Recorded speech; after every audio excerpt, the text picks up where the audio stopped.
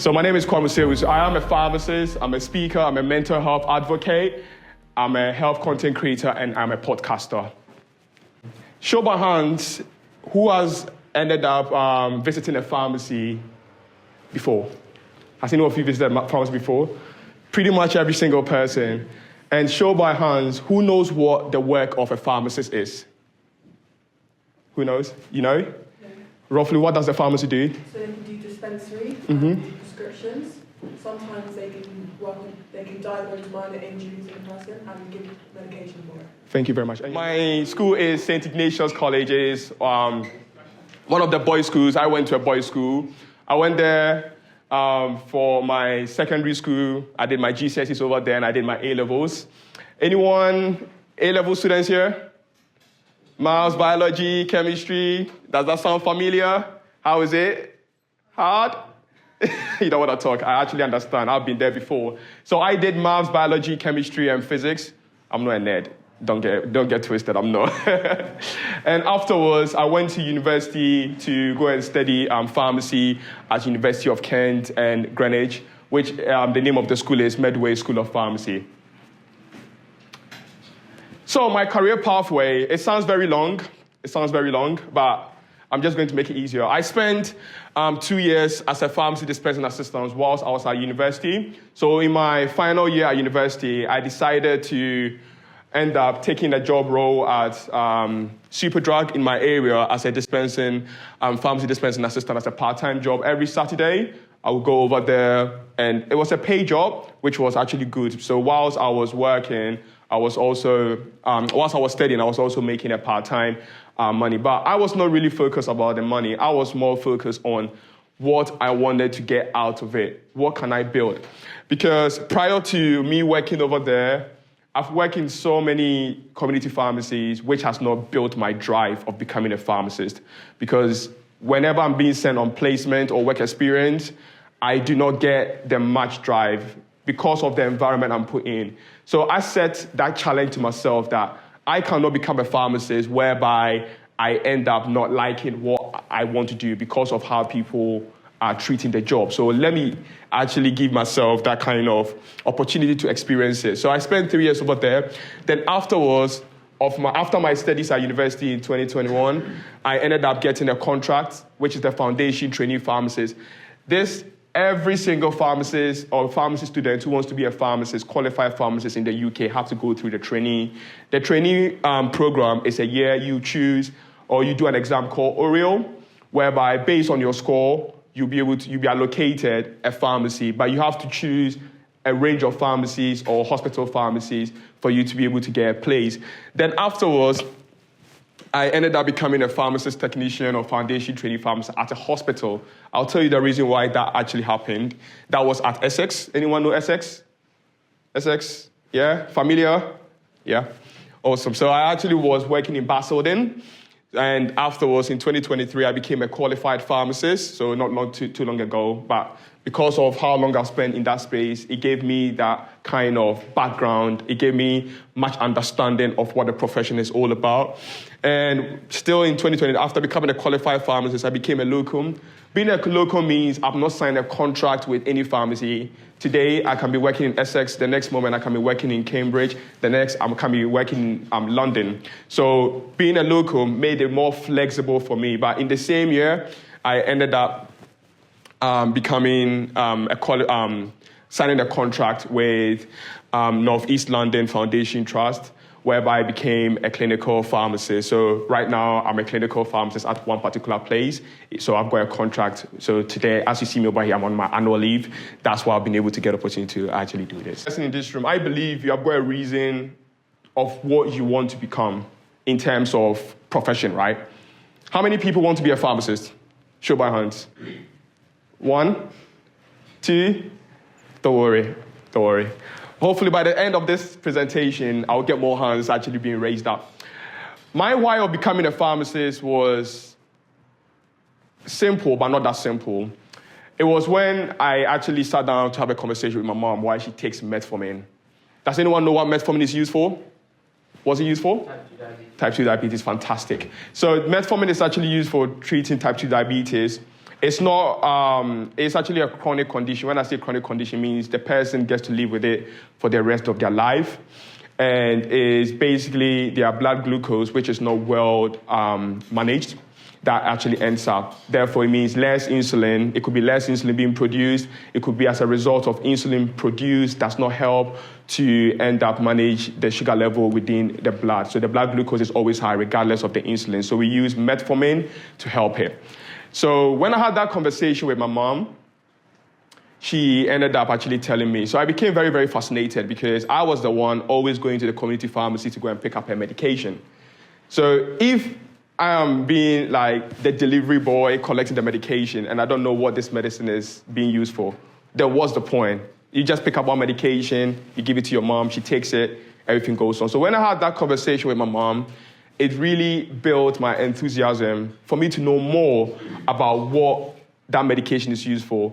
And because pharmacy is all about medication, as Kayla actually made mention of, did I say your name right? Yeah. Kayla. As Kayla made mention of what a pharmacist does, your prescription gets sent from your GP, it gets sent to your pharmacy, but it's not the pharmacist who dispenses it, it's us, the dispensing assistant, which was the role I was playing. We are the ones who end up dispensing it.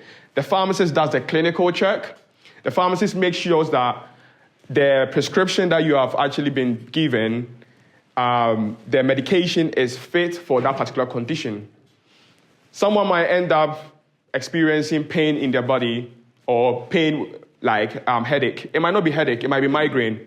Therefore, paracetamol is not going to be suitable. So if you bring a prescription to my pharmacy and I end up finding out that this particular dose is not going to be good for you in managing the condition, I've got the right to tell you to speak to your GP, or I've got the right to speak to the GP and discuss clinically with the GP to make sure that we change and give something suitable.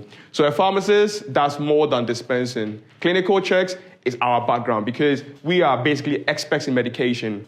The GP, to a certain degree, has got the expert, but GP is more of the anatomy because they went to the medical school. And in the medical school, the number of medications that they get to learn is not as much as pharmacists. As pharmacists, we get to learn a lot of medications. So if you are considering taking pharmacy as a degree or as a profession you want to, then get ready to learn more about drugs. So that is basically what my why of becoming a pharmacist was born out of. So what skills are required to become a pharmacist? To become a pharmacist, you have to be very curious. You have to be very, very inquisitive. Because when a patient comes and tells you that I'm having a headache, you don't go straight, okay, have paracetamol. No, you're having a headache. When did this start? What symptoms are you showing apart from the headache? When was the last time that you took a medication? Do you have any other condition that you are being treated for? You have to be very curious. And through the curiosity, you are gathering a lot of information. It might not just be a headache they're experiencing. They may have an internal bleeding that's actually causing the headache. But by giving them the paracetamol, you may think you have done your job. No. Therefore, as a pharmacist, one of the skills, you have to have the problem-solving and analytic skills. And all of these will come from you being very nosy. Yes, I use the word nosy because I want you to actually, if you're very nosy here, you're very, very curious, then consider doing pharmacy because it's going to be really, really good for you. You have to have knowledge, as I made mention of, you have to have the knowledge about the medications. There might be, as I made mention of, metformin. Metformin is actually the first-line medication that's being used for treating type 2. But what if metformin is not suitable for that particular patient? What other medication is there for them? So there's other lines that we have to consider. So you have to be very, very knowledgeable with your information gathering. Time management. There's going to be a lot of patients that is going to walk into your pharmacy. If you're working in a community pharmacy, you might end up being the only person working. It has happened to me before. Last year when I was, last December, no, two years ago, when I was a provisional pharmacist whilst I was writing my exams. I was the only pharmacist I was the only person actually within the pharmacy working from 8:30 a.m. to 12 noon. Why? Because we don't have enough staff. And it's a very busy pharmacy. I have to prioritize my work to make sure that my time is being utilized well. I'm dispensing playing the role of the dispensing assistant whilst I'm looking over the counter, being the counter assistant, whilst at the same time, I'm also clinically checking medication. So my time management skills keeps on building. I wouldn't say that I'm best at it, but I'm still building up on it. And you don't have to get it all together before you become a pharmacist. Some of the skills you build it on whilst you are having you are within the job. And lastly, you have to actually have a collaborative and teamwork skills. As I made mention of, you are working with different people within the space that you are working. You're working with the dispensing assistant, you're working with a technician, if you work in hospital, you'll be working with a doctor. If you're working in the community, you'll be working with a GP. All these people, you have to have a way of working around them. And having these teamwork skills and collaborative skills help to make you a very great pharmacist. Pay scale, I know everybody is over here. Oh, how much does the pharmacist actually get? Without looking at it, how much do you think a pharmacist gets? Guess it. You shout out any number. Shout it out. 35,000. 35? 40? 25? 50? Keep shouting. Any numbers? Anyone else? Anyone giving a go? Okay.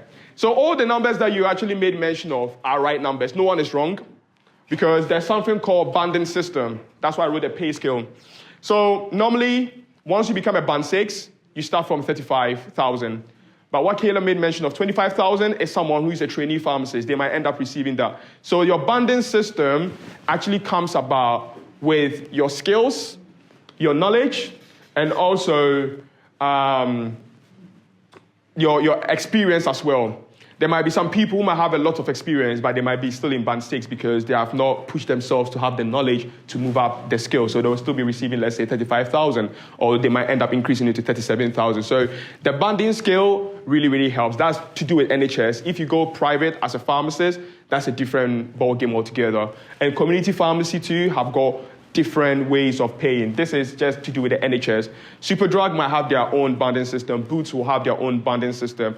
Other private pharmacies or community pharmacies might have their own banding system. So depending on where you want to work and where you have to actually work, that is what you actually get paid for. But the advantage of working with the NHS is the banding system helps your pay to go up. However, when you work in the community pharmacy, if you become a manager, it might be fixed. You have to negotiate with your bosses to actually get your pay rise. So that's the advantage of working with the NHS and the advantage of working in a community pharmacy. So if you have got a good boss in a community pharmacy, they might end up saying that, you know what, let's increase your pay because you have been able to dispense this number of items, you are able to provide this amount of service and everything. So they take all this into consideration for you to end up getting the pay up. So if you are actually sitting here and actually thinking about the money, I've already given you the icing on the cake.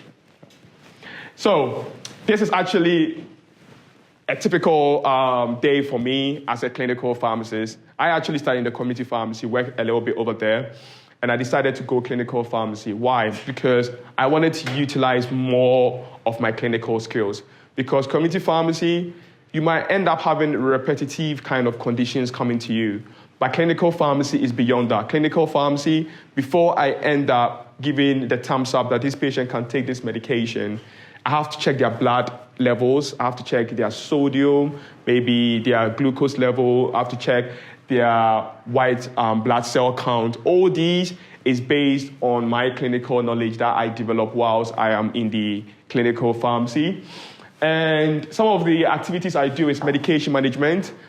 Medication management is basically ensuring that the patient is going to benefit from the medication. As I made mention at the beginning, that the patient might end up having diabetes, which first line is metformin. But what if metformin is not suitable because they might be taking a medication that is interacting with it?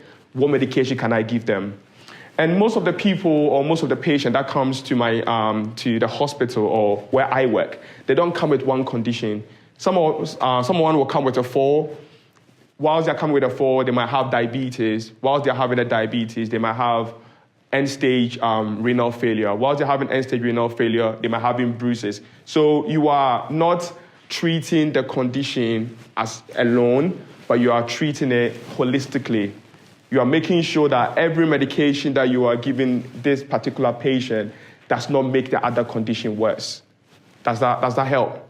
Does that help with understanding? If anyone has got a question, just ask me. I'll be able to explain it. So that is how the work of a pharmacist in the hospital, it works. You are not only treating one particular condition, you are treating more than one or two conditions. Medicine reconciliation, basically, I go to the patient who has been newly admitted on my ward. I end up gathering more information about their medication history, their allergy, the medication that they brought, their alcohol or smoking status. I do all this to build a rapport of the patient so that if any medication is being prescribed to them whilst they are at the hospital, we have taken all these into consideration to make sure it doesn't affect them. Attending multidisciplinary team meetings, as I made mention of, you have to have the collaborative and teamwork skills. The multidisciplinary team meeting involves the doctor, myself, the pharmacist, you have the physiotherapist, you have the occupational therapist over there as well, you have the nurses as well. We all come together to end up looking after the patient. We have a conversation about the patient.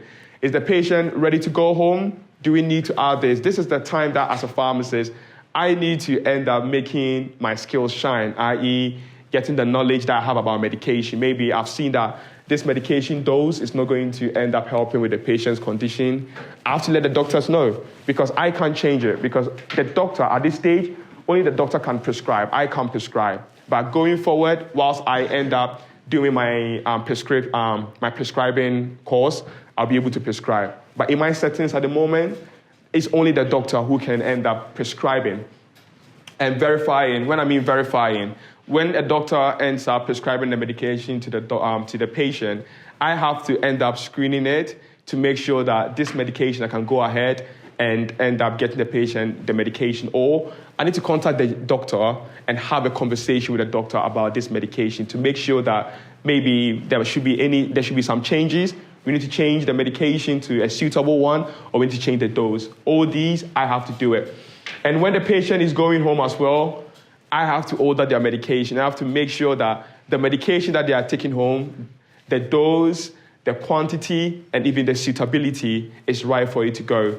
The doctor might end up prescribing it, but I, through my checks, might end up saying that, sorry, I think we need to review this medication. Maybe we need to stop them on this, speak to the GP. So you have to have your communication and your collaborative skills all the time at use. And also offering consultation, because if a patient is newly prescribed a medication, I have to end up letting them understand. Because without the patient understanding, it can affect them taking the medication, or it can affect them not taking it at all. Because if the patient does not understand what they are taking it for, we are all humans. If we don't understand what we are taking maybe a medication for, we will be likely not to take it. The same thing applies to my patient as well.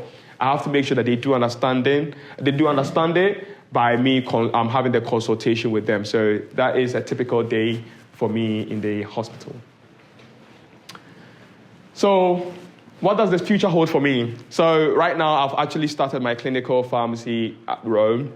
So my aim is to specialize into going into mental health. So hopefully from January onwards, I would end up actually going back to university to start with my course, because right now I'm in rotation at adults and rehabilitation. So adults and rehabilitation basically is adults or the elderly who have been admitted in an acute hospital for short stay. Acute means short stay. So once they get discharged, maybe for them to end up being able to get back home, they need to actually get our assistance. So once they get transferred from the hospital, they come to my ward and we support them. Maximum days that they've spent over there is, I think, 28 days. Some people, depending on the patient, they spend their time over there and we help them get back into the community by making sure that they're able to be independent without having any support from any other person. So hopefully I end up starting my role in specializing in a mental health pharmacy. Yeah. In terms of future of pharmacy, right now, before then, a pharmacist, you go to your pharmacy, you get your medication, it gets dispensed, you go. But right now, a pharmacy or a pharmacist's role is beyond prescriptions.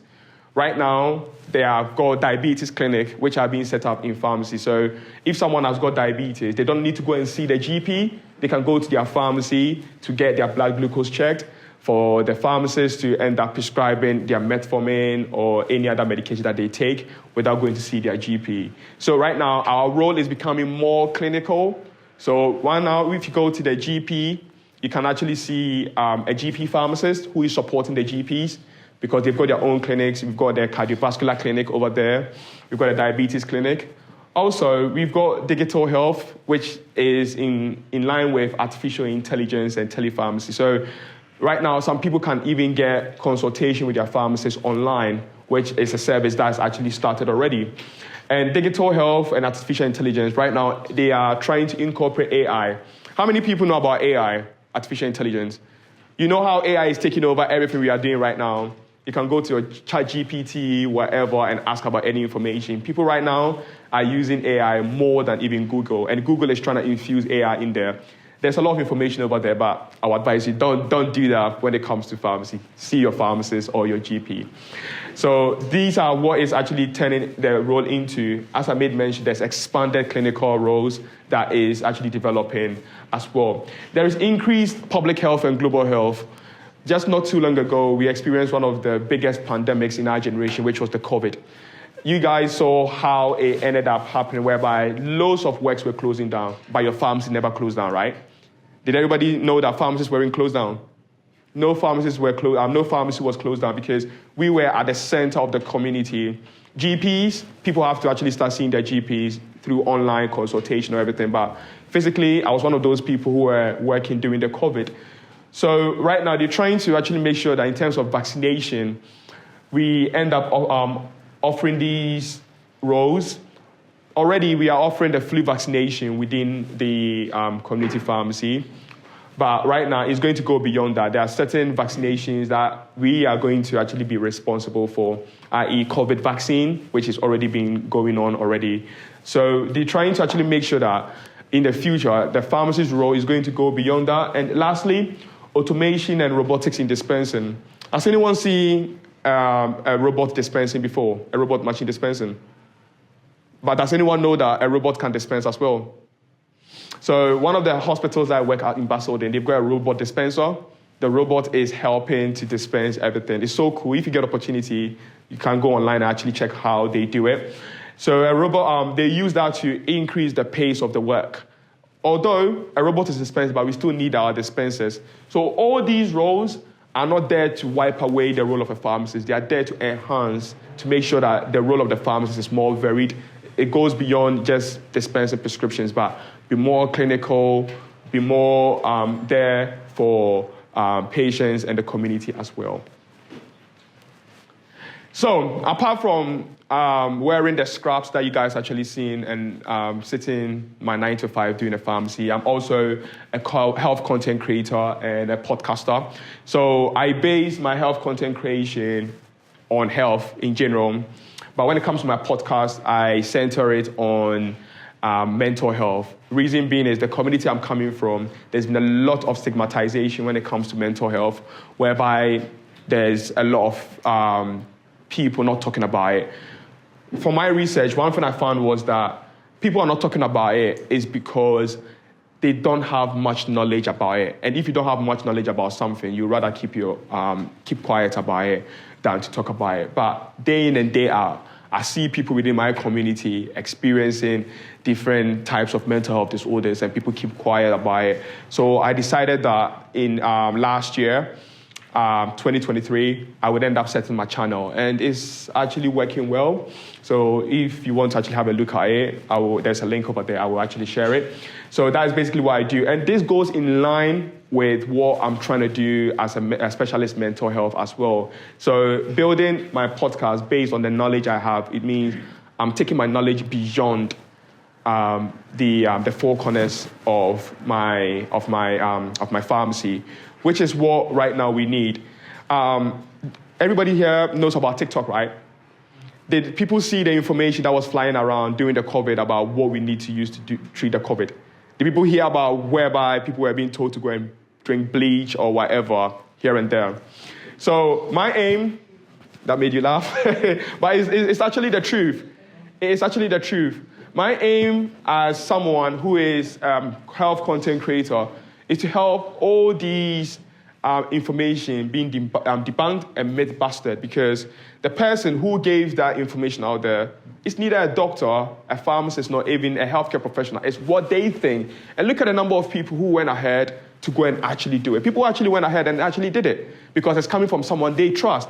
So my presence on online is to make sure that people get the right healthcare information, to make sure that people who are online and spreading false information do not get the kind of attention. Henceforth, my podcast is something that is really, really dear to me. Yeah.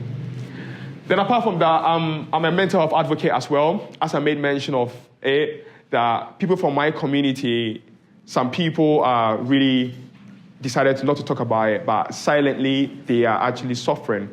So by being an advocate, I've been an advocate since 2017, so approximately 7 years now, whereby I talk about mental health among young people, among men, among women, to make sure that mental health is not a topic that we have to slide and shove under the carpet any longer, but it's something that we have to be very, very vocal about. It's something that if anyone in this room is actually experiencing it, they can actually know where to find the information, know who to speak to without feeling the guilt that why are they experiencing this. And coincidentally, tomorrow is World Mental Health Day. So it's something that I'm very, very vocal about. And over the past 7 years, there's been good results. There's been a lot of people who have actually got the support from me, been able to get signposted to their GPs or the right people to get the support that they need.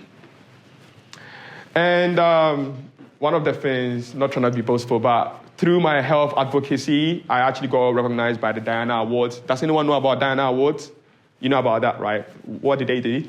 So they just appreciate people who have done something remarkable in their field. Community. Thank you very much. So that is anyone in this room, anyone over here who is doing something remarkable within their community. I would encourage you to actually look at it. It's as something that you might not even consider, such as helping the aged or elderly to cross the road. That's something remarkable as a young person, spending your time to support the vulnerable within your community. Have a look at it. So I got recognized by it for my outstanding young hero. I'm actually from Ghana, by the way, for promoting health, mental health and support for young people within the society. And it's actually a global award, so I got the opportunity to speak at BBC, and this is when I received the award. It's a badge, which is here.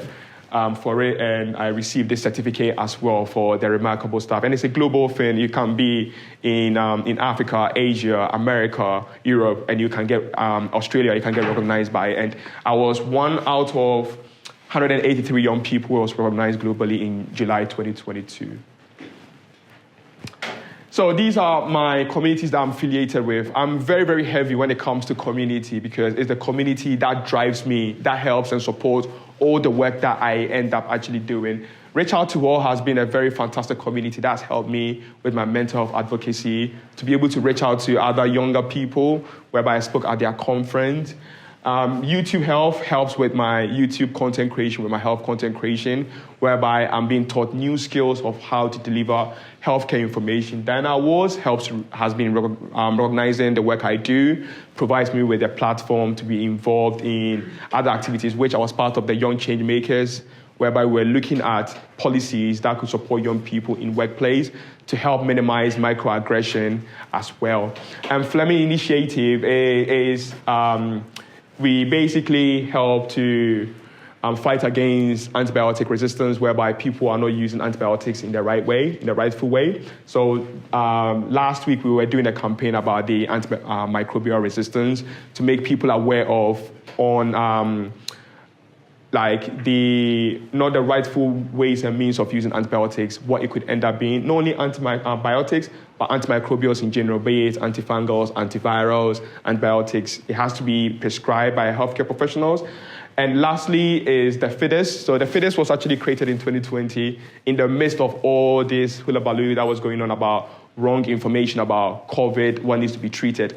They decided that, you know what, let's actually get all health influencers together and let them actually spread the rightful information, to debunk all the wrongful health information online. So I'm part of these communities to propel me with the work I do. And if you've got your phones over here, you can actually take it out because the next slide is going to be really helpful for you if you would like to. So I'll give you guys a bit of time to get it out. So I know that everybody over here wants to go uni, wants to get the support. I have actually received support from organizations like these, which is Social Mobility Foundation. Does anyone know about Social Mobility Foundation? Anyone? Fantastic. So it shows that no one actually knows. So I would encourage you to take a picture of this slide. Once you end up getting your free time, look into it. So what Social Mobility Foundation does is that they help young people with mentoring with professionals via email. They also help you to tailor your skills sessions and career workshops as well with a particular industry you want to go into. Your university application, which majority of you over here possibly might consider going to university or even decide to do apprenticeship as well. They are there to help you with your internships, with your employees, and also social impact career advice as well. They are there. They supported me. They helped me to get a lot of work experience, go to a lot of summer schools as well, to be able to have a feel of what pharmacy is all about, and it's been really remarkable. The next one is Melanin Medics. Anyone here who wants to study medicine? Yep, fantastic. Then this is for you. Please take a picture of this. So Melanin Medics as well, they've got a network called the Aspiring Doctors Network, whereby you can get access to Black health professionals like doctors who will be able to give you all the tips with your application when it comes to medicine application. Also give you discounted access to local and national online events, whereby it will help you to know what to talk about during your interview stage as well, and gives you application for grants and bursaries. If there's any grants and bursaries or even scholarships that you could end up applying for before you go to university, they'll be able to, and it will also help you to write your personal statement as well. What would make you stand out among all other students when it comes to your medicine application? And lastly is the Certain Trust. Anyone knows about the Certain Trust? Fantastic. Have you guys signed up to it? No. Take a picture of it because they've already opened application for anyone who is interested in applying. So the Certain Trust does something similar as well. So you get access to summer school for the course that you would like to end up studying, having access to apprenticeship if you don't want to go via the university route. And if you want to go and study a program in the United States as well, they could actually help you. And applications are open, which their apprenticeship start open in 2024, September. And their US program, autumn 2024, they are opening. And UK summer school, anyone interested in going to summer school as well, keep this date in mind. January 2025, they're going to open for your applications as well. And lastly, if anyone would like to actually get more about my health content, this is a barcode. You can actually scan it as well. I think the scanning, it doesn't work. This one doesn't work, so I'll actually put it up afterwards. Yeah. You can send it to me. Okay, no worries. And the next one is my health Instagram page, whereby I actually put a lot of health information over there as well, so you could actually scan it if you would like to know more about it. And lastly, my podcast as well is available on Spotify. It's the Shelf Conversation, which it talks to you about what I end up actually discussing. It's on Spotify and Apple Podcast. It's on Apple Podcast as well. You see it over there, the Shelf Conversation. And lastly, if you'd like to connect with me on LinkedIn as well, I'm more than willing to answer any question which you have actually got. So this is actually my LinkedIn page, so that if you end up going over there and you see any other thing, that's not me. This is my actual LinkedIn page. Yeah. So some of the key takeaway messages that I would like to actually take from this room after listening to my boring presentation, if you found it that way, is that you have to shape your own narrative by embracing your unique journey, whether in pharmacy or any other field. I actually, when I was talking about my education journey, I actually made mention of something that I'll come back later. So you might have actually seen that during my A-level, you might have actually thought, why did I spend 3 years doing my A-level? Did anyone see that? You saw that, right? So I spent 3 years doing my A-level because as I had actually finished my A-level, my AS, I did maths, as I made mention, maths, biology, chemistry, physics. I did these 4 A-levels, but the combination is very, very tough. So what happened was that I received my results in the summer. I've passed my maths, I've passed my physics, I've passed my chemistry, but my biology was where I actually failed. I said to myself, I could end up actually going ahead with maths, physics, and chemistry to my A2 to continue. But I realized that I want to end up not carrying the field biology along the way. I've got the opportunity to reshape it. So because of biology, I came back and redid all my A-levels again, the math, biology, chemistry, and physics. It might sound very crazy, but I said to myself that if I'm going forward, I don't want to always be thinking, I don't want that kind of conversation to pull out that, oh, you failed your biology, why did you move on? Therefore, I decided that I need to take the mantle within my own hands. I want to shape my own journey. Therefore, I came back and redid it, and everything actually went on smoothly. When I went to university as well, pharmacy is normally 4 years from the moment you step in there, your year 1, up until year 4. But I spent 5 years because I had to also end up retaking one of my years in pharmacy. Because I said to myself, I had the opportunity to retake in the summer, but that retake could have made me not be able to end up becoming a pharmacist, because failing one of the retakes means that all my journey would actually end up being closed.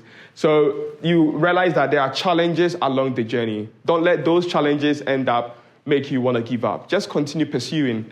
Continue pursuing. You may end up saying to yourself, why did my friend end up going and having it easy? You are not your friend. You are you. So you just have to continue and pursue. So far as that particular journey or that particular field is what you want to pursue, don't let any of these challenges. Seek for support. And by God's grace, everything is actually going to go well and smoothly as well. And pursue your passions with purpose. You might have a passion. Pharmacy might not be your passion. Medicine might not be your passion. You have got a wild passion. Music might be your passion.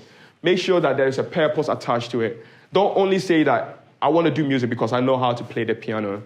I'm not targeting whoever has played the piano. Don't say that. Make sure that you realize that, okay, I know how to play the piano. So in future, what am I going to do? I need to go to university, go study music to make sure that I understand what music is all about. Beyond the music, can I do my own production? Can I end up be a manager? Even if I don't become a musician, can I end up becoming a manager of a musician? Do I understand the entertainment industry to the point that if I end up getting a business out of it, would I be able to end up managing my own business in music? All these are the stuff that you want to end up looking at, because the talent might be there, the passion might be there, but what are you making out of it? It's your purpose. You need to actually end up understanding your purpose very well. And continuously build your skills and build your supportive networks. As I made mention of my community, every skill that you are learning over here and beyond really matters. You never know where and when you're going to utilize it. But make sure you keep in mind that no skill is a waste of time. Even if you get opportunity to know how to bake it. You never know. One day you might end up being stuck somewhere and the only thing you have got is your roller pin and some flour. What are you going to do? Are you going to go hungry, or are you going to learn? Are you going to actually bake and feed yourself? So it's really important that along your line, along the way, any skill, it does not have to be tailored with the profession you want to go into, because you never know where it's going to be useful. You have to stay open to growth and to be adaptable to the future opportunities. Our world is dynamic. It's not static. Pharmacy 20 years ago is different from pharmacy right now. Pharmacy 20 years ago, you would never see a pharmacist having that opportunity to run a diabetes clinic. You wouldn't. But right now, they are opening it up to make sure that there is growth in terms of every profession, and you have to be adaptable to it. Some of the skills you have to learn on the job. Some of the knowledge you have to learn on the job. Henceforth, you have to be open and say that, okay, along the way, if let's say there's more technology coming into healthcare profession in pharmacy, I'll be able to adapt. I know how to use the computer. I know how to do coding. Because right now there are some pharmacists who are even learning coding to make sure that they are able to create some apps to make sure that dispensing and all of these kind of stuff actually works well. That can fetch you another stream of income. And also, remember that your voice and your story have the power to inspire and create change, both in your personal career and your broader community. So don't end up making any challenges that you faced within your pathway end up limiting you. have the strength and have the power over your story, because you never know what your story is going to do to someone closer to you. You might end up inspiring your friend next to you, your friend that you are in the same class with. They might end up being inspired that, oh, if you've been able to overcome it, I might be able to end up overcoming in your wider community as well. And lastly, as your school motto says, through difficulties to the heights. It is through those difficulties that will help you to be able to reach the heights, because a lot of people end up not able to take challenges. The only thing they've sidekicked their mind to is always winning. Life is not always about winning. You're going to be hit down with bigger blows. You're going to actually do tests. You might not get the best score. You might end up not getting the A's. You might end up getting B's and C's. Is that going to phase you out and make you decide to just give up? No, you just have to continue pursuing, because failure is not the opposite of success.